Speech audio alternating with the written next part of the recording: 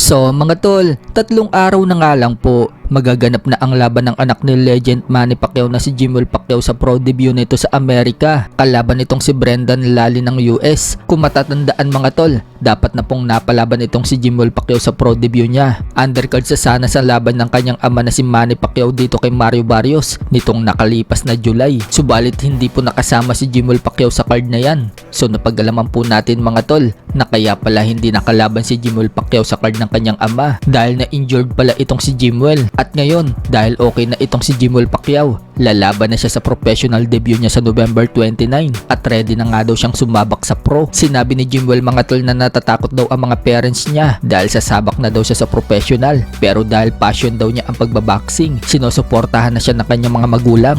Lalo na daw ang kanyang ama na si Legend Manny Pacquiao. Talagang tinuturuan pa daw siya nito kung ano daw ang mga dapat gawin para manalo sa laban. So sa lightweight division po lumalaban itong si Jimwell, kapareho sa timbang ng kanyang half-brother na si Eman Bacosa Pacquiao. Speaking of Eman Bacosa Pacquiao, matatandaan mga tol na binatikos at pinayuhan po si Eman Bacosa ng isang direktor na si Ronaldo Carvalho, kung saan sinabihan po si Eman Bacosa Pacquiao na hindi daw ito mapapasikat ng GMA7 Sparkle. Marami daw kasing mga artista sa Sparkle ang hindi naman daw nabibigyan ng malalaking proyekto, na mas gwapo pa nga daw kay Eman. Si Eman pa daw kaya nagwapong pangkapitbahay lang. Mas mainam umano mag-concentrate na lang daw si Eman Bacosa Pacquiao sa pagbaboxing katulad ng kanyang ama. Sa pagbaboxing, sisikat pa daw siya sa buong mundo at yayaman. So pinagtanggol nga po si Eman Bacosa Pacquiao mga tol ni Attorney Rowena Guanzon. Banat nga po ng attorney sa direktor, huwag daw nitong pakialaman yung bata kung ano daw ang gusto nitong mangyari sa buhay niya. Tinawag pa ng attorney na baklang mukhang roll-on itong direktor.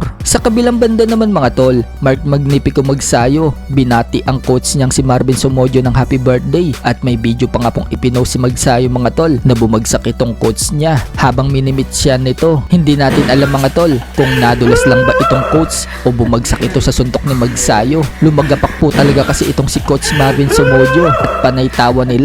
Nagpasalamat naman po si Magsayo sa lahat ng tinuro sa kanya ni Marvin Somodio at soon magiging 2-time world champion daw si Magsayo. Sa ngayon, wala pang balita kung kailan lalaban si Magsayo. Huling sinabi po kasi niya, December ang laban niya. Pero wala pa rin pong announcement, malapit nang mag-December. Sa ibang balita naman mga tol, trending po sa social media ang TikTok ni Eman Bacosa Pacquiao at nitong si Oceana 2024 Althea Ambrosio. Pumakot po kasi yan ng milyon-milyon views sa FB nang gawin nila ang viral sa TikTok na What's Going On. At hindi nga lang po si Eman Bacosa ang gumawa niyan mga tol. Hindi rin nagpahuli ang social media star na boksingero na si King Ryan Garcia. Ginawa din po kasi yan ni Ryan Garcia.